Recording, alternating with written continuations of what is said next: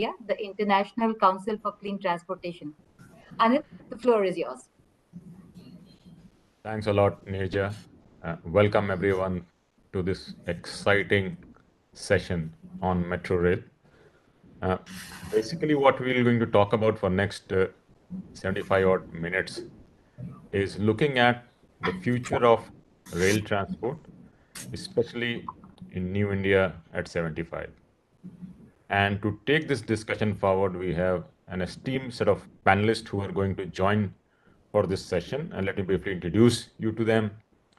We have Mr. Anjum Parvez, IAS, who is the Managing Director for the Bangalore Metro Rail Corporation Limited, BMRCL, as we know the organization. We also have Dr. Brijesh Dikshit, who is the Managing Director for Maharashtra Metro Rail Corporation Limited. Unfortunately, he is got an urgent meeting, so we'll see if he can join us maybe somewhere in the middle or towards the end of the session. We also have Ms. Bhavani Koneru, who is the Vice President and Head Metro BU at Larsen and Toubro. And then we also have Mr. Manish Agrawal, Head of Rail Infrastructure at Siemens Limited. We also have an esteemed guest who will join us somewhere during the show, during this event, Mr. Jaideep, who is the official on special duty at the Ministry of Housing and Urban Affairs, and who is looking at the metro rail development in India. So with that as a background, let's start the conversation forward. And I think, as Nirja mentioned earlier, that if we are looking at sustainable development of cities, we cannot deny the fact that transport is a backbone for development. And if you look at the spectrum of transport, shared transport, be it through form of smaller form factors like minibuses, to slightly larger form factors, buses, or even a greater form factor like metro, is key for sustainable development of any city. And we can look around and we can see examples of some of the great cities around the world. And I don't think there will be any one single example which will not have public transport, a good quality public transport, as a backbone for the city. So public transport is imperative for any sustainable development for any urban area. Now, what we have seen over the past few years is, as the cities have expanded, the corridors have started getting denser. And that's where we are required to move a large amount of people in a particular hour, especially peak hour, in a particular direction. And therefore, as we look at this mass movement of people, there is no better technology than the Metro Rail Corporation and the Metro Rail, which can deliver such large amount of volumes at the most resource efficient manner. Now, well, we have seen that the growth and development may have started of Metro Rail in India with the Metro Rail in Kolkata, but I think now we are seeing a much larger network being developed. And I think a lot of it has also to do with the Metro Rail, which was started in Delhi about a couple of decades back. So ever since Delhi happened, there has been a thrust of Metro Rail in the country. We also have Mr. Jaideep, who has joined us. Mr. Jaideep is the officer on special duty at the Ministry of Housing and Urban Affairs and the principal architect of the current Metro Rail development as it is happening in the country. So with this as the background, we'll hear from the speakers. We'll hear them. We will have some questions from the audience as well that we will take. But before we kickstart, let me give it to Nirja to have some housekeeping rules, and then we can move forward. Nirja, if you could unmute.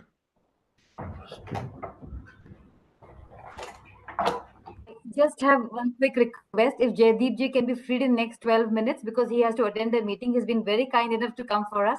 So we'll start with him and whatever he says, and then we continue discussion. Because absolutely. I don't want to miss out on his points. So yeah, so then we'll invite Mr. Jaideep to give his opening remark. And then we can take the discussion. I can see MD Bangalore Metro has also joined, and I am also joined by Mr. Brajek Dishit. He is sitting with me, and we both have to go for a meeting, for an important meeting within 10 minutes. I will just briefly tell about the metro development in the country. Today, we have 754 kilometer of metro network working in 20 cities, and around 1025 kilometer of metro network under construction. And we have many projects in pipeline which are likely to be sanctioned in the coming months. And if you see the progress of metro in the last 8 years, 7 to 8 years, 7 years exactly, uh, a major thrust of government is on development of new metro project. And in last 7 years, we have sanctioned more than 2,75,000 crore worth of metro project in the country. That is why we have this 1025 kilometer of metro network in construction presently. And we have also issued new specifications for tier 2 and tier 3 cities, that is Metro Light and Metro Neo. And we are also getting new proposals from various cities. And for Metro Light, we have received proposal from DMRC. I think it will be one of the first project in the country, that is between Rithala and Narela. Then we have received proposal from Jammu and Srinagar, and this is also under consideration. And we have got this project from one project from UP for city of Gorakhpur, that is also under consideration. And one Metro Neo project which is also being proposed by this government of Maharashtra for Nasik, that is tired metro kind of system. So with this kind of three type of system, then one more system which we are working, that one RRTS network which is coming between Delhi and Meerut. It is 82-kilometer network, and two more networks between Delhi and SNB, that is Shahjahanpur and Delhi Alat, is also under consideration. So with this kind of big planning of metro project, and as you this why this is the there is a need of expansion of metro project, because if you see our cities profile, cities are growing very fast, and cities are expanding. And then we have to have a very faster connectivity with the every corner of the city and also to the suburb. And that is why this RRTS concept has come, and metro has come within the city. And there is a limitation because of our cities development, how our cities are developing. There is a limitation of the road network, because for running more number of buses, we have to widen our roads, but there is a limitation for that. Even if we induct some number of buses to the cities, there is a limitation, because how we are going to run it. As far as metro is concerned, it goes underground as well as overhead. Overhead requires minimum space. If you construct a flyover, it requires a wider viaduct. But in case of metro, you can construct in a 8 meter span, you can construct your viaduct corridor. Actually, time is short. I wanted to discuss more things, and Mr. Dixit is also sitting with me, and we both have to go to secretary to brief him about some important meeting which is going to take place within an hour or so. And I would request Mr. Dixit to say a few words so that we can go for another meeting. Yeah, yeah. Hello and good afternoon, everybody. Uh, I don't know if any. Would you like to ask any question particularly? So we just wanted your feedback in terms of, as metro is expanding, and yet Maha Metro, you are managing not one city but a number of cities on metro development. Especially when we are going into smaller and medium-sized city, is there some innovation that you would like to highlight that cities can look at when they are developing the metro rail network?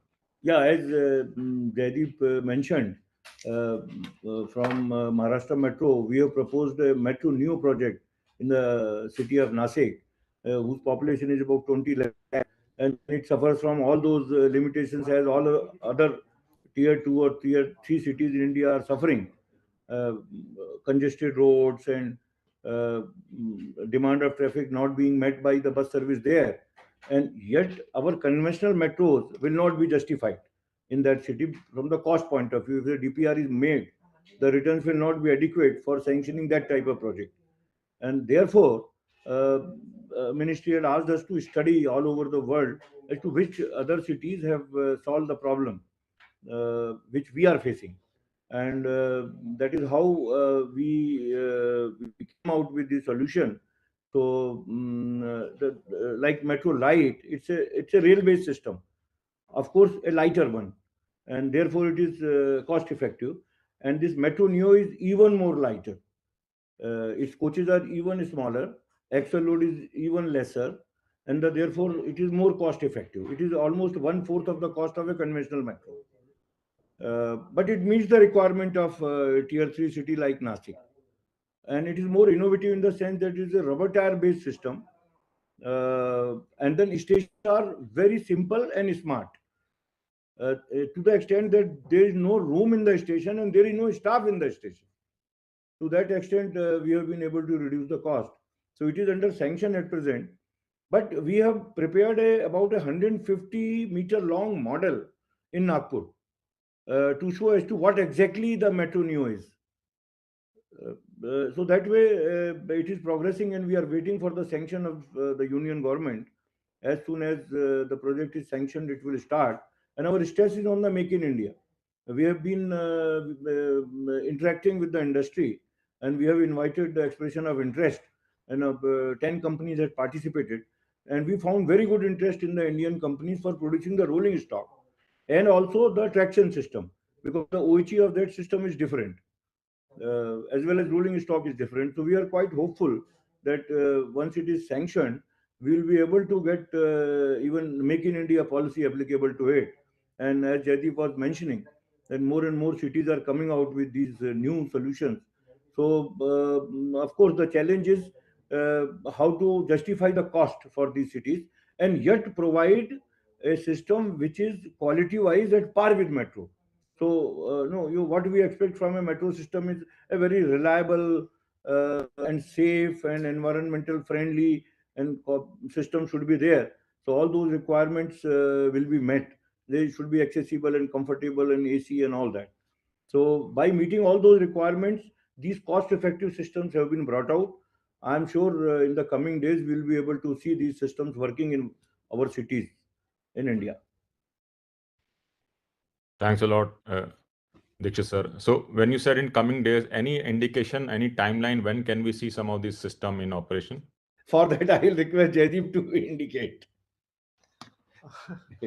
These projects we have already moved proposals, and it is under advanced stage of sanctioning. And as soon as it is sanctioned, then it will see daylight. Thanks a lot, Jaideep sir. This is very exciting because as typically when we talk about metro, we talk about a traditional form factor that is either mostly overground or underground. But as Dikshit sir said, that some of the newer innovation that are happening might be better suited for smaller cities, maybe tier 2, tier 3 cities. And so that's very, very exciting opportunity that one is looking at. One more thing, wherever, if you see, wherever metro is implemented, if you see, it transformed that city. The thing is this, it is not only transportation solution project, it is transformative project. It brings lot many other things apart from providing Absolutely. a good transport system. Absolutely, Jaideep sir. I think you absolutely hit the nail on the head that metro is used for transformation of city. And I know you have to go for a meeting, and I would have loved to interact more with you, but I would really like to thank you I for would taking have the time. joined. Because of this important meeting, I could not get any time slot for this session. No worries, sir. Thank you for taking your If time and anything, speaking to us. you can send it through mail. I will be very happy to reply to your queries. Absolutely. Thanks. Will do, sir. Will do. Thank you so much. Thanks. So on that note, as Mr. Jaideep said, that metro is an instrument for transformation. Let me bring in Mr. Anjum Parvez, who's the managing director of BMRCL, to talk a little bit more about how BMRCL is kind of playing that catalytic role of transforming Bangalore, and what are some of the innovations that BMRCL has taken in last few years in the metro rail development? Sir, if you could unmute yourself, please.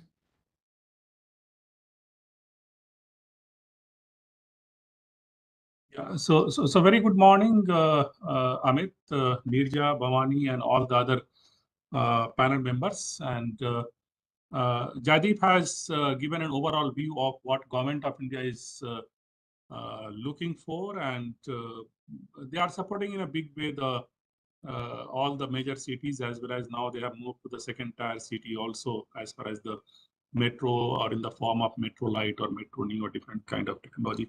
Now, as far as the Bangalore metro is concerned, we have a very humble beginning, and we started pretty late. After seeing the advantage of metro in Delhi, it was decided to take up the metro in Bangalore. So only in the year 2011, we started our activity, and in 2017, we started running about 42 kilometers. Now, one point I would like to add here, that not only for Bangalore, for any other city, if you are going for a metro, then it cannot be in bits and pieces. So metro is not a network which you can do in bits and pieces like roads.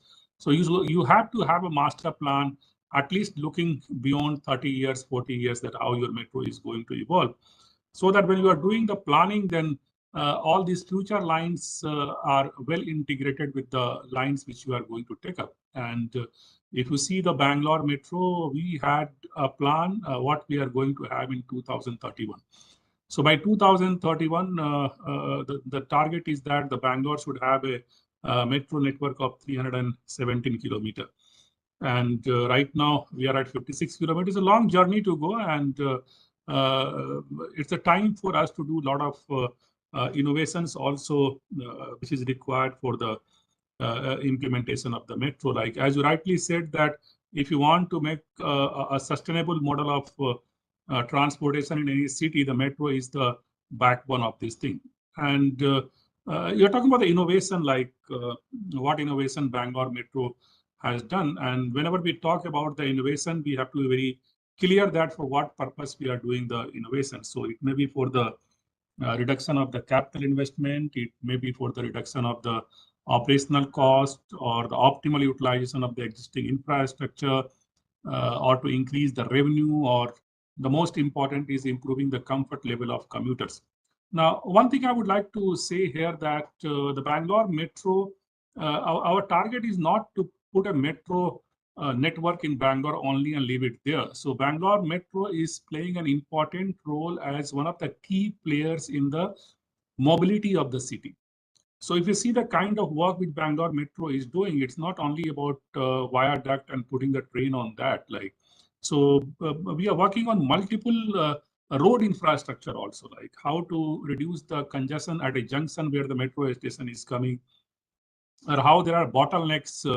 So the metro has evolved as an agency on which the government has a lot of confidence, and the government is passing on many of the responsibility to Bangalore Metro, which are not actually our responsibility as per the company, but we are taking those challenges, and we are coming up with that. Now, I will first talk about the inventions which we have done as far as the civil part is concerned, because that is extremely important, how we are going to save the time. Time is the essence of the metro implementation. So if my time is more, I'm going to create frustration among the people who are waiting for this metro to be completed. And that's very difficult to sustain that anxiety of the people.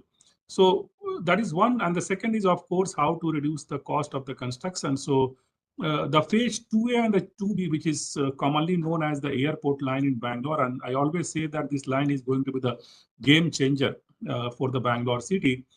We are going for a full span U girder and the precast pier cap for the viaduct construction. And this is a massive improvement on the existing technology that we are using. And this is going to save a lot of time. So in place of taking the individual segment and then lifting and fixing, the entire 30-meter span is going to be casted in the casting yard and then brought and put here. Like similarly, if you see, we are trying to put all the metro stations in the new phases on the median of the road itself, and the entire metro station is going to come up on the cantilever. The whole idea is that the lot of time is spent on the utility shifting. So if we can reduce that utility shifting time in terms of cost also, in the terms of time also.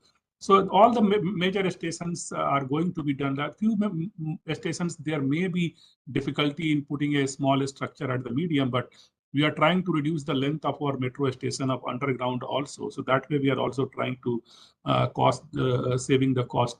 Then in a big way, we are going for the solar power system on the metro stations roof. We are designing in that fashion.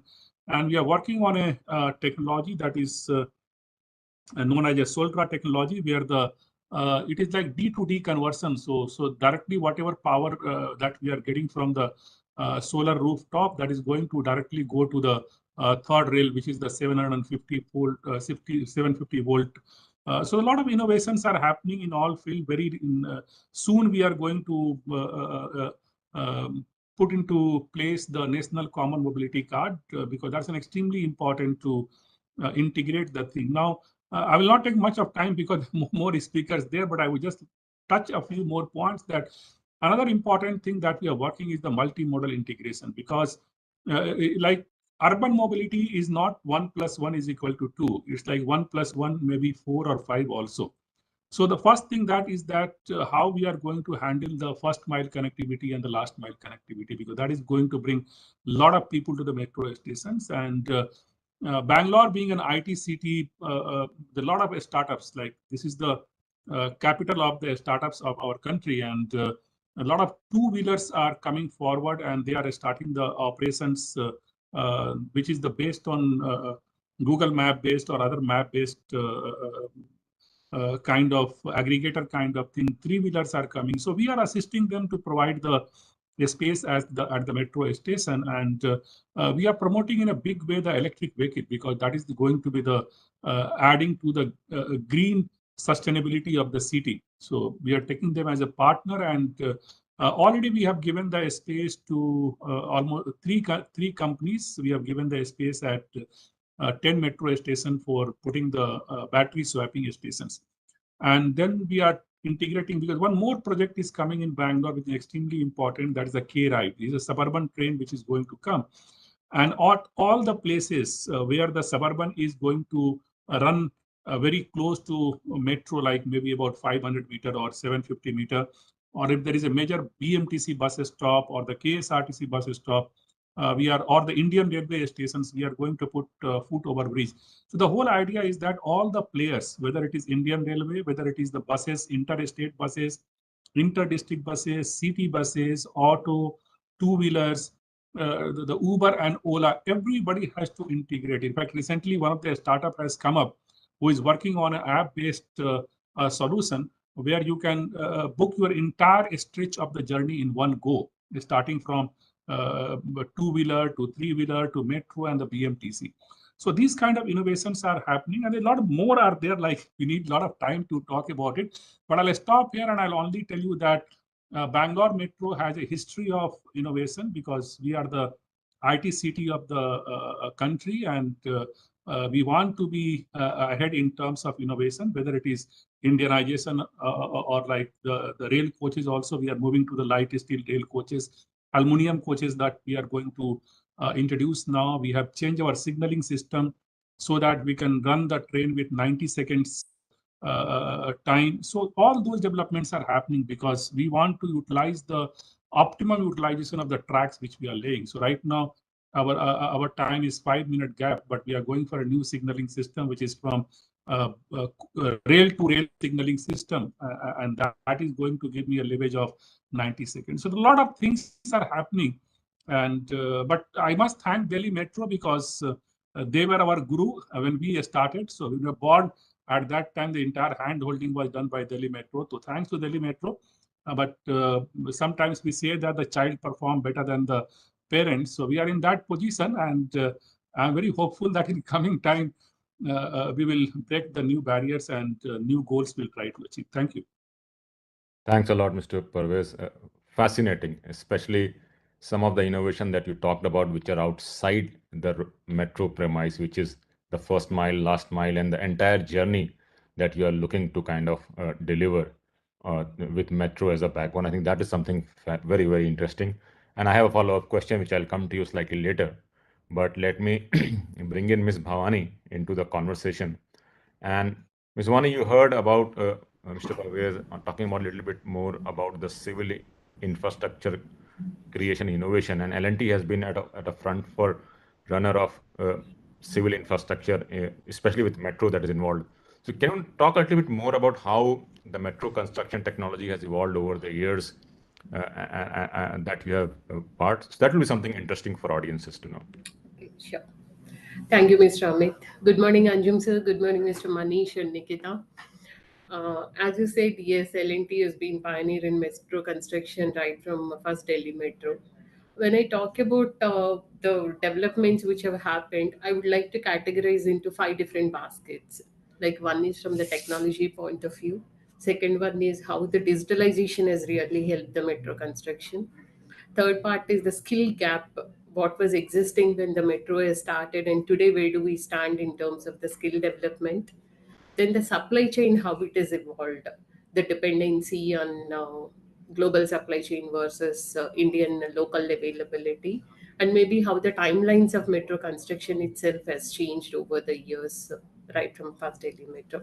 When I come to the technology, like Mr. Anjum Parvez has already mentioned, initially we started off elevated metro as a segmental construction, and which used to take even one span almost a week or so. Today it has become full span construction.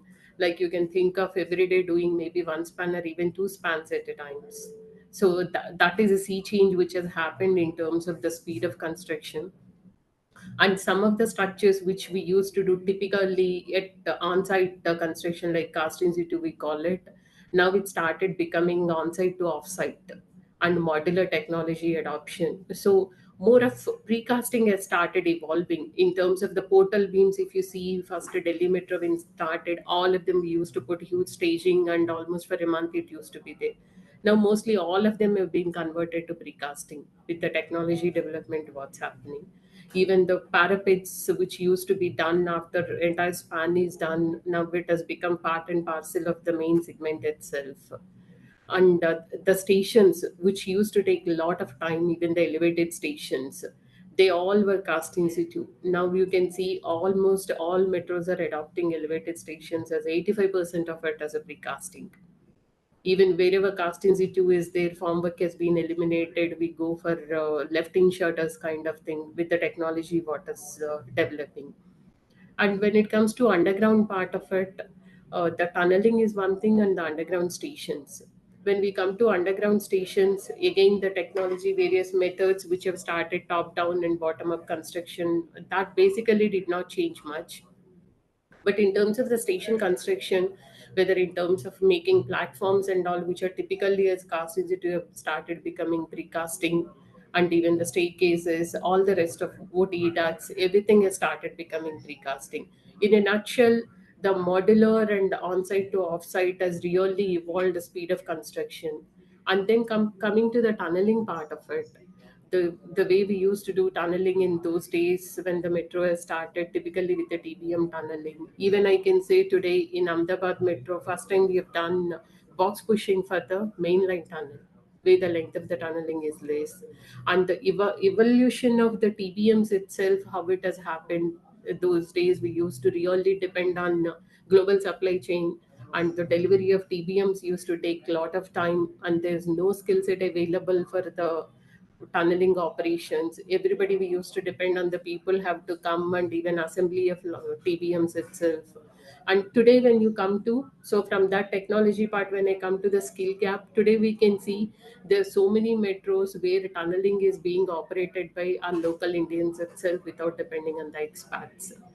So the number of tunneling engineers today, if you see in our country, I think that way we can say that we have evolved so much, and we have so much of tunneling experts pool available in India today who are really capable of doing the tunneling without depending on anybody. and even the workmen who used to be there, the skill gap, thanks to the initiative taken by the government itself for skill gap improvement and training the frontline supervisors and the entire workmen training skills, that has really helped us in improving the productivity and improving the quality of project as well, and the safety aspects of the project. Number of accidents which are happening also today, there is lot of development that happened in adoption of the safety measures and the safety culture which has evolved over the time. It's all thanks to the people who have really taken interest and the pride that yes, everybody, at least one metro project, yes, they really feel proud that yes, I worked in this metro project and contributed to the project kind of thing. Coming to the digital part of it, the digital technology, the way it has evolved, when the underground tunneling happens or even any excavation happens for the station, there's so many buildings which we need to take care of, because buildings are constructed mostly 50 years, 75 years back, and so many structures of archaeological importance as well. How do we monitor and protect those structures? That is one of the biggest tasks. Today, thanks to the digital technology, we have complete real-time monitoring. We are able to do what impact we are having because of tunneling on the structures. We are able to protect, identify them, categorize them into critical and non-critical structures, and have a focus on critical structures and continuous monitoring, and if required, change in tunneling methodology itself to take care of the buildings. So that entire digital on-time, real-time technology has happened. And even for the utilities, which are the biggest bottleneck for the construction of metros, ground penetration survey, seismic refraction method for identifying the utilities which has come up, that is again a game changer for us. Coming to the third part of it, the BIM, 5D BIM, which is being implemented today in the construction for the metros particularly, that has really changed in terms of MEP, architectural services, even tunnel ventilation when it comes, identifying class detection, better planning of the services, and the real-time monitoring of the project, on-time real-time monitoring. So all these things have really helped and evolved in the metro project.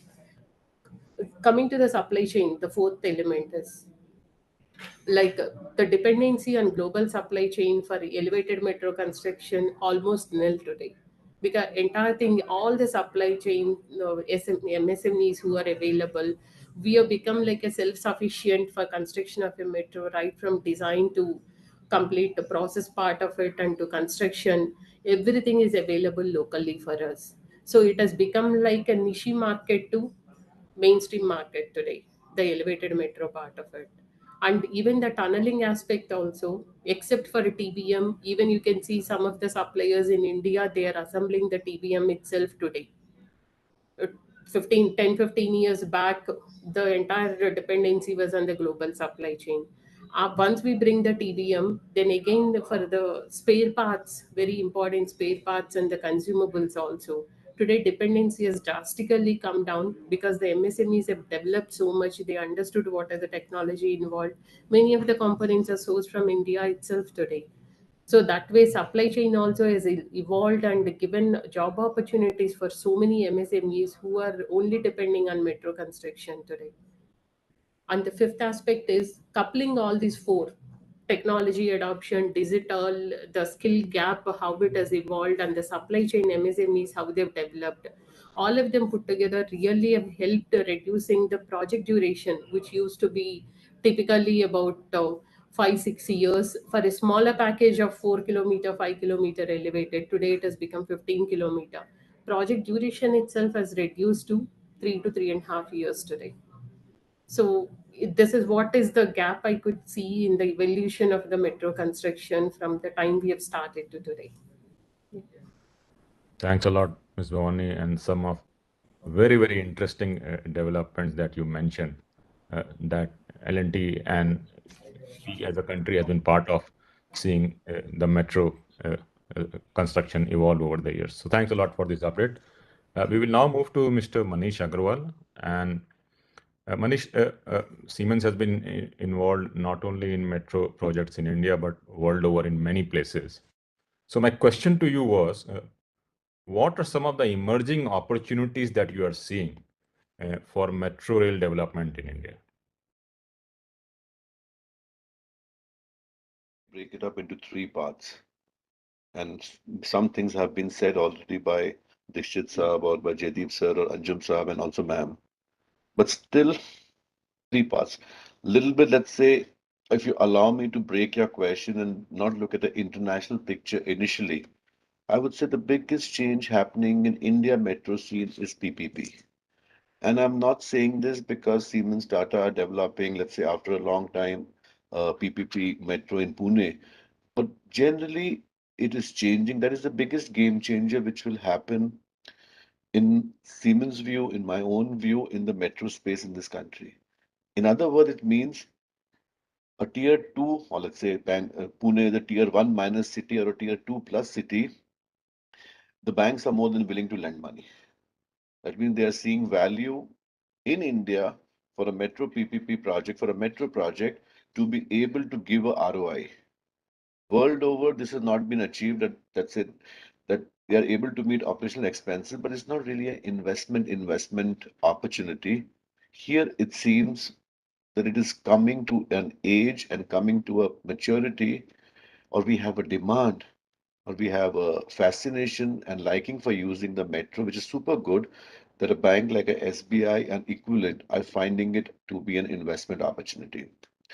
So this can dramatically change, let's say, the extensions which can happen in Bangalore from 50 kilometers plus plus to 300 kilometers plus plus, or a Nagpur phase 2, or a Delhi Metro phase 5 when it comes.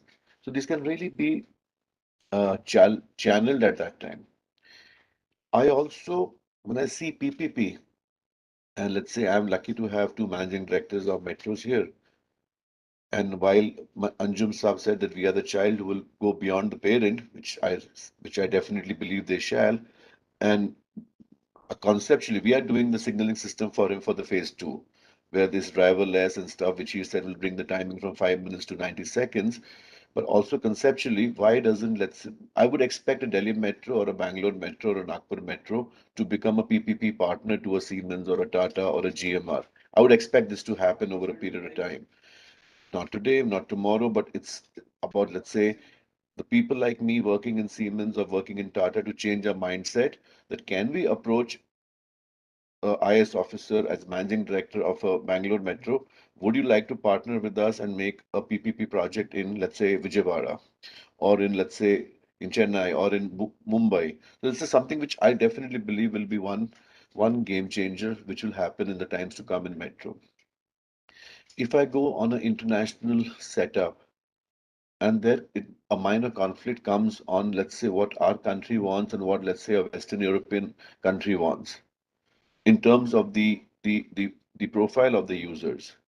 So here we are wanting to make sure our people reach, our passengers reach, our citizens reach from place A to place B comfortably, on time, at the cheapest possible cost. Now, this, let's say, the same concept is not, it's valid also in Europe, but it's a little bit somewhere warped. For example, if I talk about, let's say, and it's an example, uh, I was doing a project in Denmark, and the requirement was the YouTube video must not stop when the person leaves his so-called bus on the ahead of the metro station, enters the metro station, enters the elevator or goes down the escalator, enters the train, leaves the train and goes back to a bus or to his office. If he was seeing YouTube, the YouTube should not get disconnected. Now it sounds very simple, but if you have to make that coverage of YouTube seamless over these 10 transitions, it has a cost. It has a cost, it has got, let's say, an impact, but that's what Denmark is looking for. They also may not have reached it, but with 5G it will happen. But this will come also in India, but this is also let's say a digitalization future which will happen. Maybe not. And it can happen anytime. It depends. Bangalore could be first to do this. And let's say, because it's the highest level of, let's say, the young IT enabled people in that setup who really love that this should not happen. And if you would do this, let's say in Delhi, where I come from, born, brought up in Delhi, so I can say something a little bit bad about Delhi, I don't think people will care. Or YouTube has stopped, they will say we'll restart it.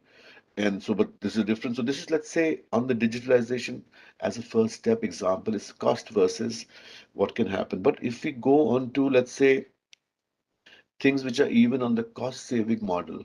There are many, many digitalization solutions, starting from, let's say, something as simple as creating an algorithm that in case the underground train is coming, can the escalator go a bit faster?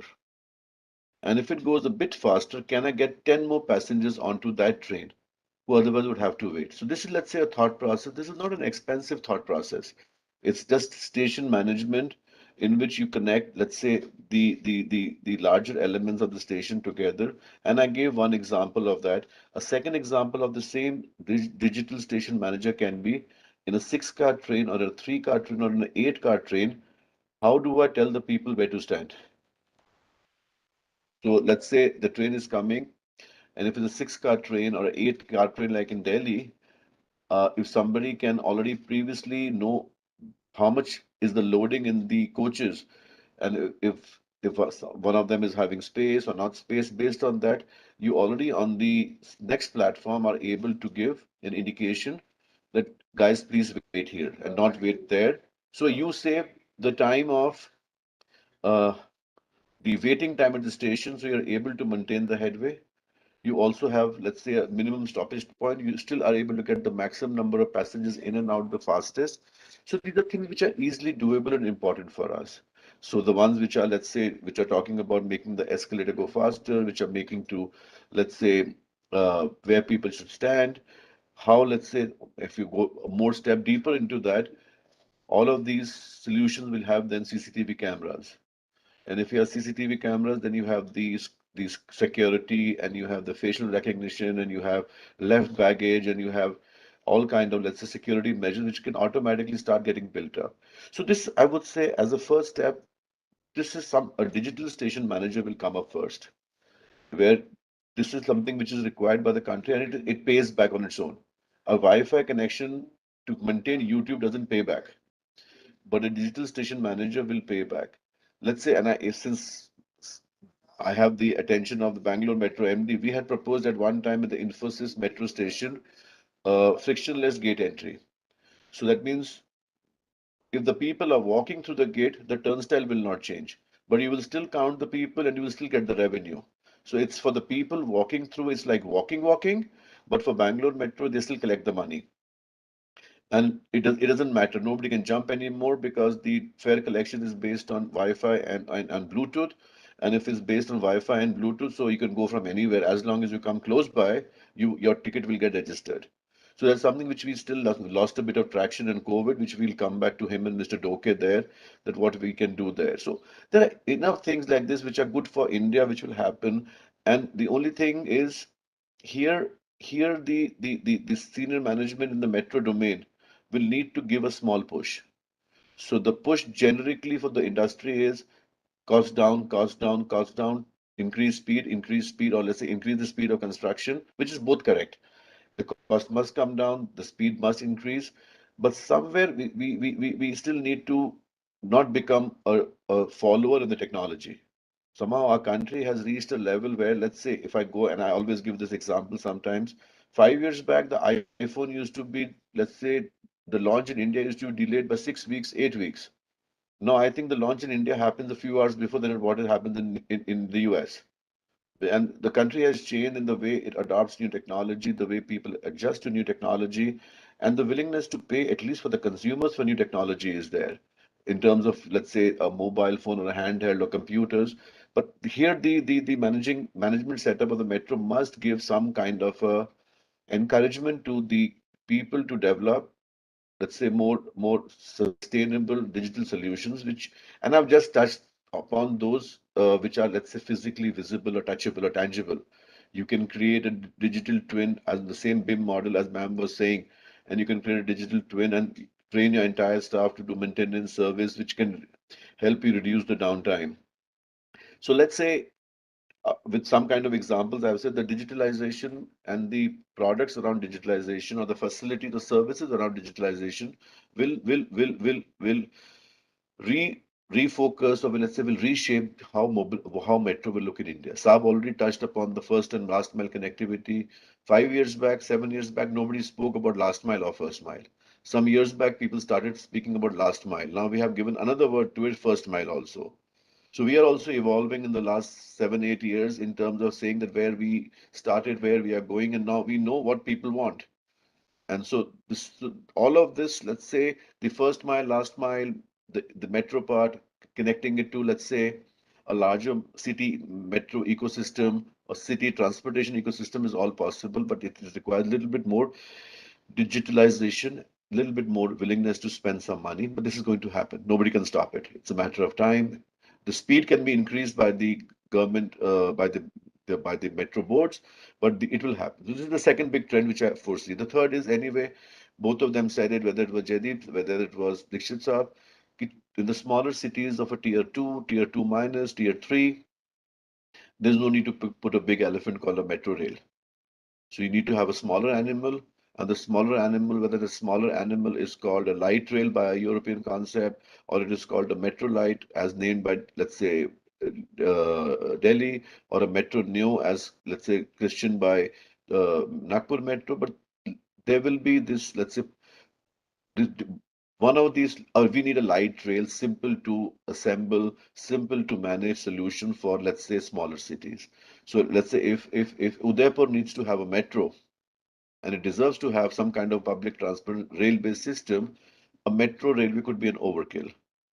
But a light rail could be there. Unfortunately, the light rail systems in the Western European world are more expensive than a metro system. And that has been the reason why there has been this, let's say, slowdown in implementing these metros, the light metros in our tier 2 minus cities. But between a metro light or between a metro neo, it could just happen what was there. But we have our own problems about, let's say, light rail. Light rail more or less run on common shared space between the road and the rail transport. So here we might end up having to segregate the rail passageway with the road. And once you do that, the cost difference between the light rail and a simple metro is not so high. So this is something which is becoming, which will remain a challenge. But these are, let's say, three things. So LRT will happen. In my view, PPP will definitely happen for metro in India. And it's a matter of time how fast we can rise up that curve of, let's say, uh, the level of expectation of service our passengers will have. That will drive the digitalization initiative. What is the level of service our passengers want? So these are, let's say, three things which I would say, Saab, nothing more comes to my mind at the moment. I wrote 9 bullet points, so I've covered all of them, so I have nothing more to cover now. Thanks a lot, Manish, for Thank you. letting the three important things that needs to happen and that would eventually happen for metro rail development. So we'll take some questions now, and I'll be request a slightly brief responses from the panelist. Maybe we'll start with Anjum sir. Anjum sir, one of the big issues with metro rail is financing. And I think one we have seen with COVID, the loss of ridership has further added to this whole issue. So any ideas, suggestions, maybe what Bangalore is exploring to look at addressing this issue of financing, if you could highlight. Amit, first of all, I would like to thank Manish because she has really given fantastic ideas, which I can assure him that anytime he can come and meet me and we'll take it forward in Bangalore Metro.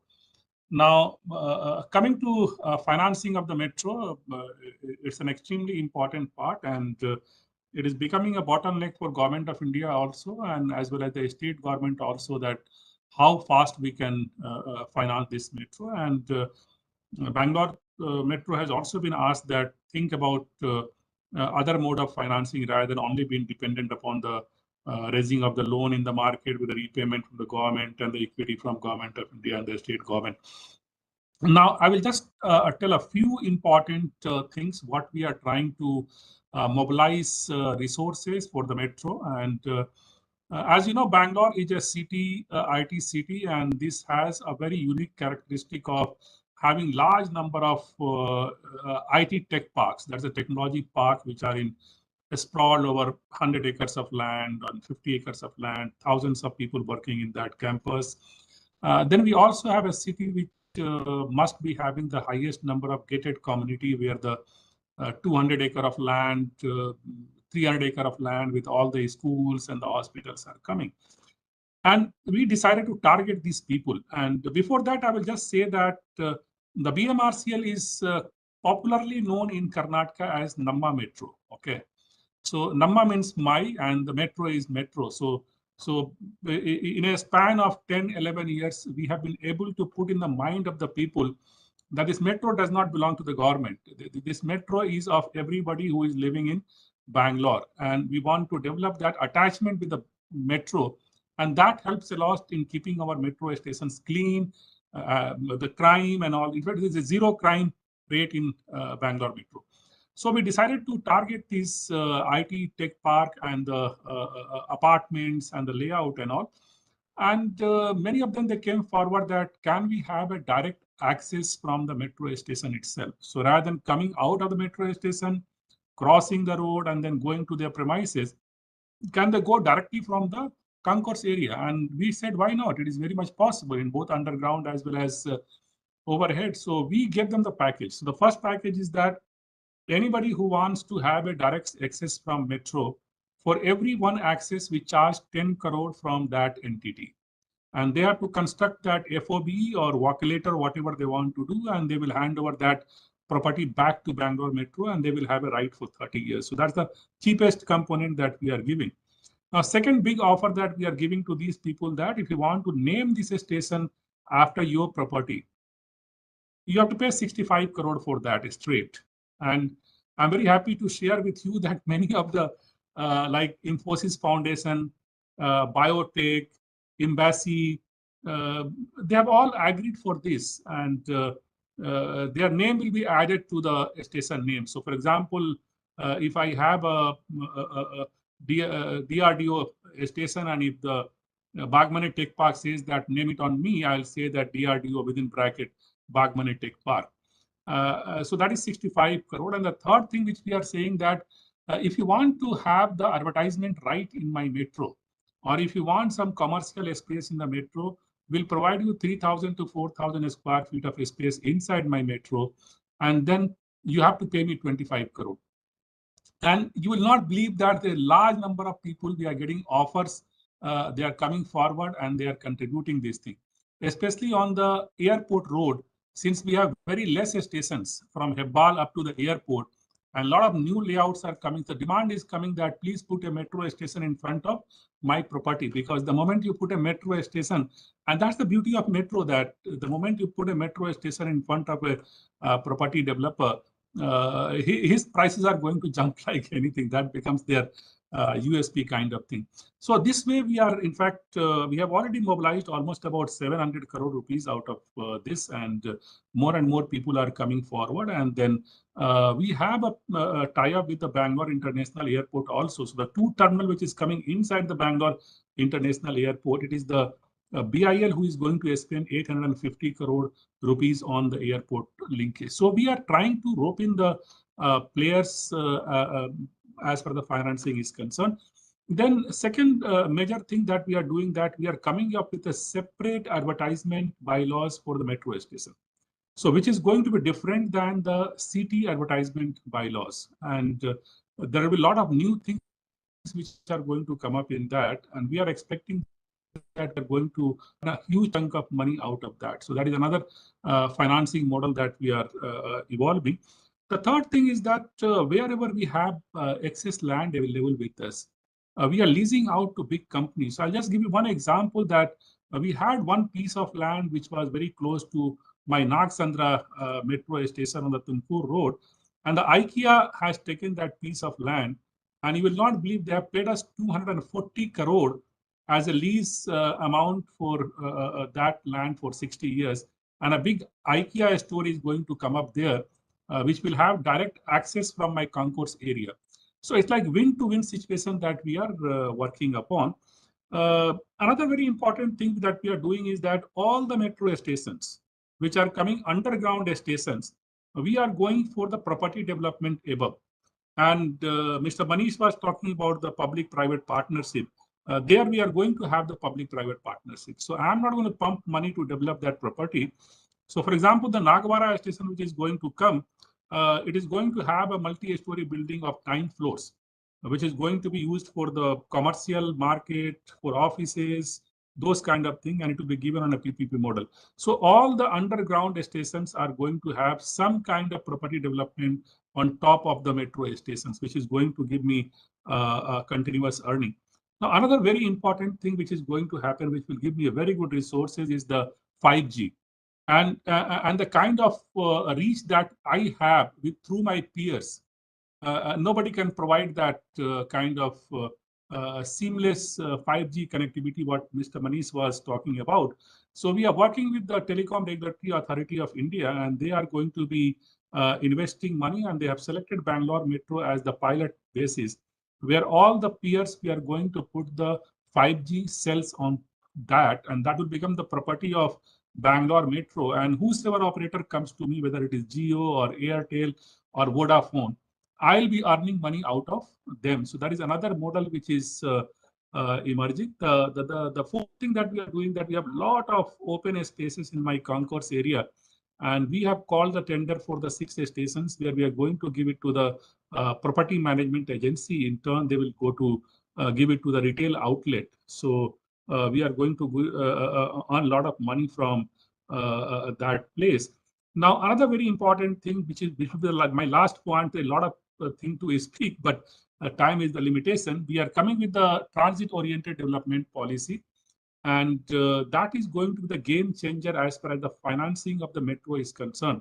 And let me tell you, if it is successful, we don't need money from anybody. The TOD itself will be more than enough to fund my entire line. So we are coming with a TOD policy where the 2 part we have divided within 500 meters of the metro alignment, and then 1 kilometer of the metro alignment.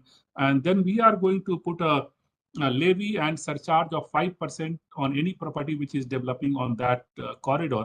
And this 5% money will be distributed among the different agencies of the city, and the BMRCL will get about 50% out of this, and 50% will go to BBMP, the development authority, or the water supply, or the electricity company. And this is going to be a huge chunk of money which is going to come. And we are also going to introduce the concept of premium FAR. So like, for example, my standard FAR is say 2.5 or 3.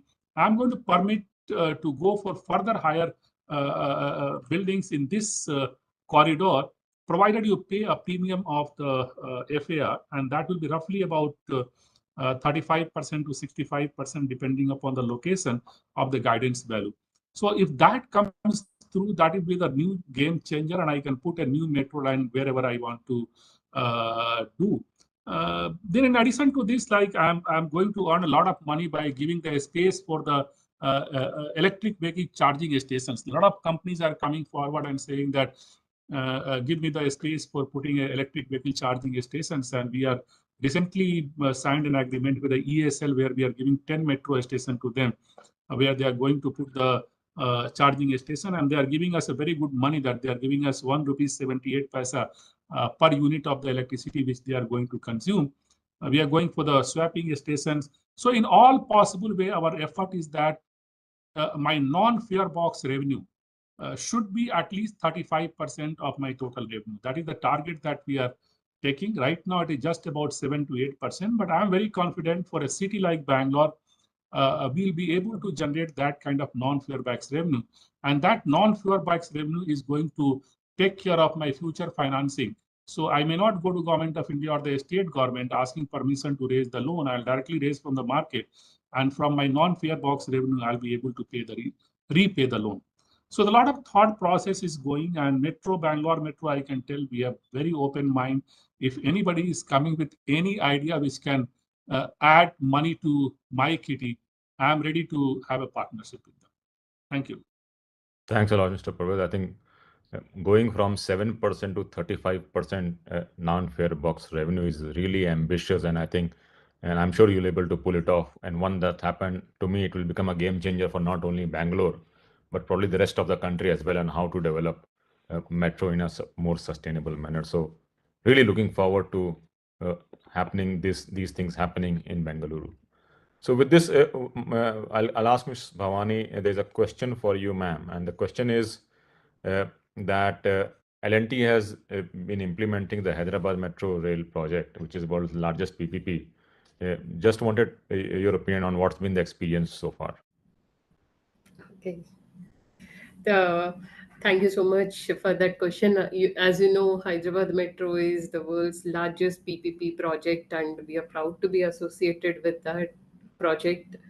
Right from the beginning, the alignment finalization or in terms of conceptualization of the project till the completion, there has been so much of learning and so much of new technologies which have been brought into the project, except for the financial viability aspect of it, which I'm not going to discuss about that in this forum particularly. I'll be restricting myself only to execution of the project. I know, Anjum sir, you have covered so much, so I don't want to touch upon that aspect of it right now. Other than that, the kind of new technologies which we have really adopted and implemented in this particular project, you can see possibly this is the first project wherein we have gone for even integration of stations and the viaduct. Regularly, if you see, typically in all other metro projects, the stations are completely independent of the viaduct. This is in Hyderabad Metro. We have ensured that the viaduct runs through and through into the stations, and the concept of even the stations, if you see, it is like any other the flyover project, the aesthetically pleasing structure, what we can see in Hyderabad Metro, the station boxes itself, how it has been implemented. And also looking into the energy aspect of it, first time we have introduced solar panels into the Hyderabad Metro stations when we have conceptualized. And the different technologies what we have implemented, and even we have planned for a driverless technology also in Hyderabad Metro. And the procurement process, what has been, it has been really tremendous learning from Hyderabad Metro, and it has opened up a lot of avenues for us to even participate in the international metro projects like Riyadh and Doha Metro for us, having the experience of Hyderabad. And this has given us another opportunity. Right from, we are like now today, I can say proudly, L&T is the single point solution provider for the metro system, right from conceptualization to commissioning and operation of the project, because we have complete in-house capability which we have developed today. Right from execution to track signaling, telecommunication, entire thing we have the skill set available. Even Anjum sir, like you are telling about the future metro lines, if you are able to come, you can just give us a call and I need the metro to be commissioned. Yes, L&T will be there on board with the De- latest whatever technology. Yes, that is a kind of capability we could build on. Definitely, a lot more is going to come in future, Yeah, Bhavani. yeah, yes, sir. Thank you so much, Yeah. Bhavani ma'am. And very quickly, I'll ask Mr. Manish to respond to one question which has come. And the question is that Siemens has been part of consortium developing Pune Metro line under new metro rail policy. The question is, what are the intelligent infrastructure solutions that you are planning to incorporate that we haven't seen in any of the other metro rail projects?